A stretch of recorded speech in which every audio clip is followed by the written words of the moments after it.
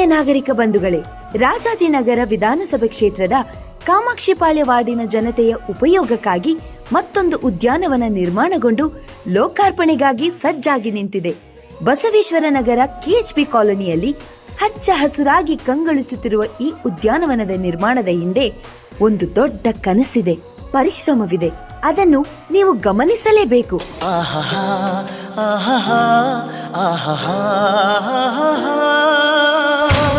ಬಹಳಷ್ಟು ವರ್ಷಗಳ ಹಳೆಯದಾದ ಈ ಜಾಗದಲ್ಲಿ ಉದ್ಯಾನವನವಾಗಬೇಕೆಂದು ಕೆಲ ಸ್ಥಳೀಯರ ಮತ್ತು ಆಟದ ಮೈದಾನವಾಗಬೇಕೆಂಬುದು ಕೆಲ ಸ್ಥಳೀಯರ ಆಶಯವಾಗಿತ್ತು.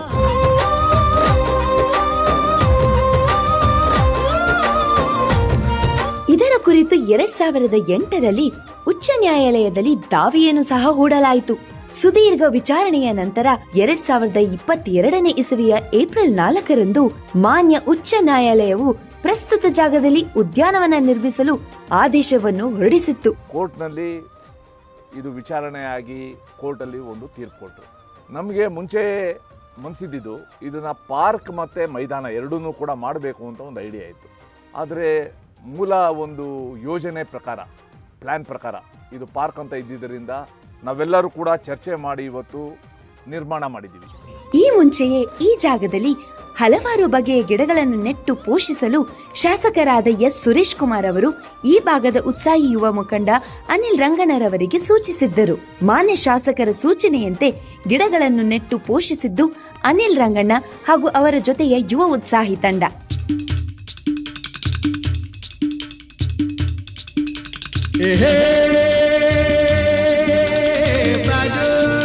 ಪ್ರಕೃತಿಯ ಬೆಲೆ ಮೂಢರಿಗೇನು ಗೊತ್ತು. ನ್ಯಾಯಾಲಯದಿಂದ ಆದೇಶ ಬರುವ ಮುನ್ನವೇ ನೆಡಲಾಗಿದ್ದ ಗಿಡಗಳಿಗೆ ಕಿಡಿಗೇಡಿಗಳು ಬೆಂಕಿಯನ್ನು ಇಟ್ಟಿದ್ದರು. ಬೆಂಕಿಯ ದಟ್ಟಣೆ ಇಡೀ ಕಿರು ಅರಣ್ಯದ ಜಾಗವನ್ನು ವ್ಯಾಪಿಸಿತ್ತು. ಇದೇ ಸಮಯದಲ್ಲಿ ಅನಿಲ್ ರಂಗಣ್ಣ ಹಾಗೂ ಅವರ ಕಾರ್ಯಕರ್ತರ ತಂಡ ಮತ್ತು ಸ್ಥಳೀಯರ ಸಹಾಯದಿಂದ ಬೆಂಕಿಯನ್ನು ನಂದಿಸಲಾಯಿತು. ಏನಾಗಲಿ ಮುಂದೆ ಸಾಗುನಿ. ಗುರು ಜೊತೆಗಿದ್ದು ಗುರಿಯ ಸ್ಪಷ್ಟತೆ ಇದ್ದವನಿಗೆ ಅಡೆತಡೆಗಳು ಯಾವ ಲೆಕ್ಕ. ಗುರುವಾಗಿ ಎಸ್ ಸುರೇಶ್ ಕುಮಾರ್ ಅವರ ಮಾರ್ಗದರ್ಶನದಂತೆ ಅನಿಲ್ ರಂಗಣ್ಣ ಮತ್ತು ಅವರ ತಂಡದ ಸಹಾಯದಿಂದ ಅದೇ ಜಾಗದಲ್ಲಿ ಮತ್ತೆ ಗಿಡಗಳನ್ನು ನೆಟ್ಟು ಪೋಷಿಸಲಾಯಿತು. ಆದೇಶ ಹೊರಬಂದ ನಂತರ ಕಾರ್ಯಪ್ರವೃತ್ತರಾದ ಶಾಸಕ ಎಸ್ ಸುರೇಶ್ ಕುಮಾರ್ ಅವರು ಮತ್ತು ಮಾಜಿ ಉಪ ಮಹಾಪೌರರಾದ ಕೆ ರಂಗಣ್ಣರವರು ಈ ಜಾಗವನ್ನು ಪರಿಶೀಲಿಸಿ ಕಾರ್ಯಕರ್ತರ ಜೊತೆಗೂಡಿ ಸ್ವಚ್ಛಗೊಳಿಸಿ ಸ್ಥಳೀಯರೊಂದಿಗೆ ಚರ್ಚಿಸಿ ಕಿರು ಅರಣ್ಯ ಉದ್ಯಾನವನದ ನಿರ್ಮಾಣಕ್ಕೆ ಕ್ರಮ ಕೈಗೊಂಡರು. ತದನಂತರ ಶ್ರೀ ಎಸ್ ಸುರೇಶ್ ಕುಮಾರ್ ಅವರ ನೇತೃತ್ವದಲ್ಲಿ 2023ರ ಫೆಬ್ರವರಿ 5ನೇ ತಾರೀಕಿನಂದು ಕಿರು ಅರಣ್ಯ ಉದ್ಯಾನವನದ ಅಭಿವೃದ್ಧಿ ಕಾಮಗಾರಿಗೆ ಭೂಮಿ ಪೂಜೆಯನ್ನು ಕೆ ರಂಗಣ್ಣ ಹಾಗೂ ಹಲವು ಗಣ್ಯರು ಮತ್ತು ಸ್ಥಳೀಯ ನಾಗರಿಕರೊಂದಿಗೆ ನೆರವೇರಿಸಲಾಯಿತು. ಸಾರ್ವಜನಿಕರಿಗೆ ಅನುಕೂಲಕರ ವಾತಾವರಣ ಸೃಷ್ಟಿಸುವ ಹಿನ್ನೆಲೆಯಲ್ಲಿ ಕಿರು ಅರಣ್ಯ ಉದ್ಯಾನವನ ಹೀಗಿರಬೇಕೆಂದು ಸುಂದರ ಯೋಜನೆಯನ್ನು ರೂಪಿಸಿ ಅದನ್ನು ಕಾರ್ಯರೂಪಕ್ಕೆ ತರುವಲ್ಲಿ ಜನಪ್ರಿಯ ಶಾಸಕರಾದ ಸುರೇಶ್ ಕುಮಾರ್ ಅವರ ಪಾತ್ರ ಬಲವಾಗಿದೆ ಹಾಗೂ ಇದು ಅವರಿಗಿರುವ ಪ್ರಕೃತಿ ಪ್ರೀತಿಗೆ ಕನ್ನಡಿಯಂತಾಗಿದೆ. ಮಾನ್ಯ ಶಾಸಕರಾದ ಶ್ರೀ ಎಚ್ ಸುರೇಶ್ ಕುಮಾರ್ ಅವರು ಕಾಮಗಾರಿ ನಡೆಯುವ ಸಮಯದಲ್ಲಿ ಅನೇಕ ಬಾರಿ ಪರಿಶೀಲನೆ ನಡೆಸಿ ಹಲವಾರು ಸೂಚನೆಗಳು ಹಾಗೂ ಸಲಹೆಗಳನ್ನು ನೀಡಿದರು. ಈ ಸೂಚನೆಗಳು ಸಲಹೆಗಳನ್ನು ಕಾರ್ಯರೂಪಕ್ಕೆ ತರುವಲ್ಲಿ ಅನಿಲ್ ರಂಗಣ್ಣರವರು ಯಶಸ್ವಿಯಾಗಿದ್ದಾರೆ.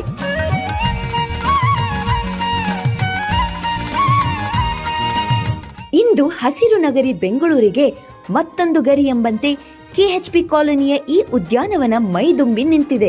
ಈ ಕಿರು ಅರಣ್ಯ ಉದ್ಯಾನವನದಲ್ಲಿ 50ಕ್ಕೂ ಹೆಚ್ಚು ಬಗೆಯ ಗಿಡಗಳನ್ನು ನೆಟ್ಟು ಪೋಷಿಸಲಾಗುತ್ತಿದೆ ಮತ್ತು ಸಾರ್ವಜನಿಕರಿಗೆ ಉಪಯೋಗವಾಗುವಂತೆ ನಡಿಗೆಯ ಪಥ, ಬಯಲು ವ್ಯಾಯಾಮ ಶಾಲೆ, ಕುಳಿತುಕೊಳ್ಳಲು ಅಚ್ಚುಕಟ್ಟಾದ ಆಸನದ ವ್ಯವಸ್ಥೆ, ಅಲಂಕಾರಿಕ ವಿದ್ಯುತ್ ದೀಪಗಳ ವ್ಯವಸ್ಥೆ, ಯೋಗ ಮತ್ತು ಧ್ಯಾನ ಮಾಡುವ ಕೇಂದ್ರ, ಸಂಗೀತವನ್ನು ಆಲಿಸಲು ಸ್ಪೀಕರ್ಗಳ ಅಳವಡಿಕೆ, ಶೌಚಾಲಯ, ಭದ್ರತೆಗೆ ಸಿಸಿ ಕ್ಯಾಮೆರಾಗಳು ಮತ್ತು ಭದ್ರತಾ ಸಿಬ್ಬಂದಿಯ ವ್ಯವಸ್ಥೆ, ಶುದ್ಧ ಕುಡಿಯುವ ನೀರಿನ ವ್ಯವಸ್ಥೆ, ಮಕ್ಕಳು ಆಟವಾಡಲು ಪ್ರತ್ಯೇಕ ಚಿಣ್ಣರ ಅಂಗಳ, ಹೀಗೆ ಹಲವಾರು ಅಂಶಗಳನ್ನು ಗಮನದಲ್ಲಿ ಇಟ್ಟುಕೊಂಡು ಒಂದು ಸುಂದರ ಕಿರು ಅರಣ್ಯ ಉದ್ಯಾನವನ್ನು ನಿರ್ಮಿಸಿ ಇಂದು ಲೋಕಾರ್ಪಣೆಗೊಳಿಸಲಾಗುತ್ತಿದೆ. ಕಾಮಗಾರಿ ಸ್ವಲ್ಪ ತಡವಾದರೂ ಒಂದು ಸುಂದರವಾದ ಕಿರು ಅರಣ್ಯ ಉದ್ಯಾನವನವನ್ನು ಲೋಕಾರ್ಪಣೆ ಮಾಡುತ್ತಿರುವುದು ತೃಪ್ತಿದಾಯಕ ಕಾರ್ಯ. ಈ ಸುಂದರವಾದ ಕಿರು ಅರಣ್ಯ ಉದ್ಯಾನವನವನ್ನು ಇದೇ ರೀತಿ ಸುಂದರವಾಗಿ ಅಚ್ಚುಕಟ್ಟಾಗಿ ಉದ್ಯಾನವನದ ಸೌಂದರ್ಯಕ್ಕೆ ಯಾವುದೇ ರೀತಿಯ ಹಾನಿಯಾಗದಂತೆ ನೋಡಿಕೊಳ್ಳುವುದು ಜವಾಬ್ದಾರಿಯುತ ನಾಗರಿಕರಾದ ನಮ್ಮೆಲ್ಲರ ಕರ್ತವ್ಯವೂ ಆಗಿದೆ.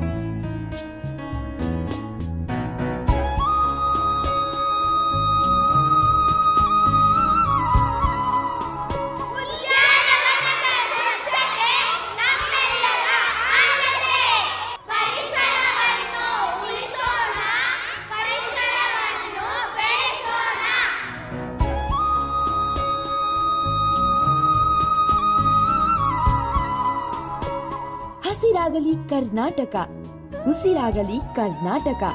ಜೈ ಕನ್ನಡಾಂಬೆ.